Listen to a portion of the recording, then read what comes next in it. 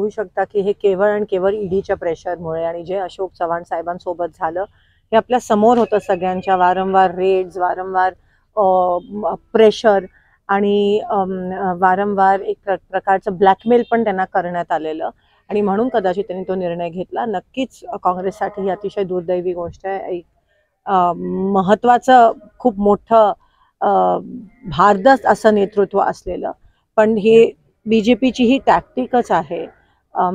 ते प्रेशर दाखवून आणि ब्लॅकमेल करून अटक असेल, ईडी असेल, प्रत्येकाला त्यांच्या भवितव्याची विचार करायला लागते आणि त्या पद्धतीचं ब्लॅकमेल करून बीजेपी हे प्रत्येक पक्षाच्या नेत्यांना आता त्यांच्यामध्ये घेण्याचा प्रयत्न करेल. काँग्रेसचे 2 माजी मुख्यमंत्री भाजपमध्ये येणार असं म्हटलं गेलं हे होतं. सगळे एक तर गेलेले आहेत, दुसरे सुशीलकुमार शिंदेचं पण नाव ह्या सगळ्या अफवा आहेत. साहेबांनी मी ऑलरेडी स्पष्टीकरण दिलंय त्याबद्दल मला काही बोलायचं नाहीये. ते शक्य नाहीये.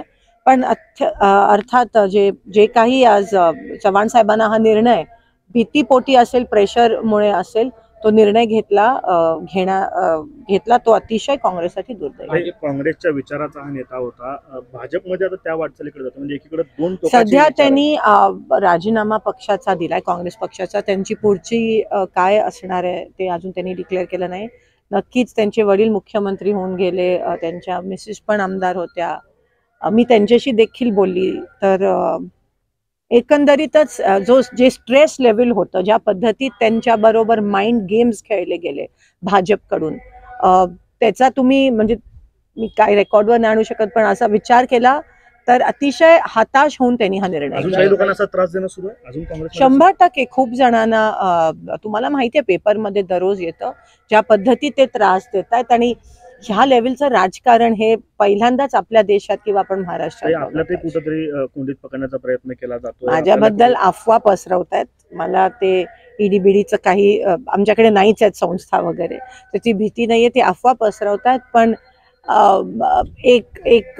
एक भारताची नागरिक म्हणून माझे जे तत्व आहेत, ज्याच्यासाठी मी राजकारणात आली, तत्व ते एनिवेज पटत नाहीत मला बीजेपीचे किंवा काँग्रेस सोडून इतर पक्षाचे, तर तो निर्णय कधीच होऊ शकतो. राज्यसभेवर काही परिणाम होतील तर या सगळ्या याच्यामुळे नाही, आता बघूया. राज्यसभा म्हणजे काँग्रेससाठी नाही, मला नाही वाटत त्या बाबतीत. अशोक चव्हाणांनी राजीनामा दिल्यानंतर 5 ते 6 आमदारांनी पण राजीनामा दिलेला आहे. अजून काही ह्या अफवा आहेत. नाही, आम्ही सगळ्यांच्या जे नेतृत्व सगळ्यांच्या संपर्कात आहेत, असं काही नाही. काँग्रेसमध्ये काही आलवेल नाही असं बावनकुळे म्हणतायत. तिथं लोक संतुष्ट नाहीयेत, मोठ्या घडामोडी करतात, त्यामुळे लोक सोडतात असं काही नाहीये.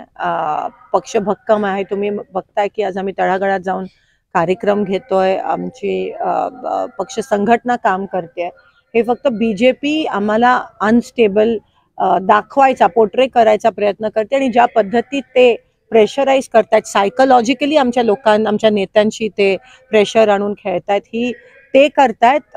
पण काँग्रेस हा विचार ते संपवू शकणार नाहीयेत आणि कितीही आम्हाला हलवायचा किंवा अनस्टेबल बनवायचा प्रयत्न केला तरी ते त्याच्यामध्ये यशस्वी होणार नाही. शंकरराव चव्हाणांचं घराणं झालं, विलासराव देशमुखांचं घराणं किंवा पतंगराव कदमांचं घराणं किंवा आता आपलंही घराणं, ह्या प्रत्येकांच्या वारसदारांकडून किंवा त्यांच्याकडनं वेळोवेळी सांगितलं जातं की काँग्रेस आमच्या रक्तात आहे.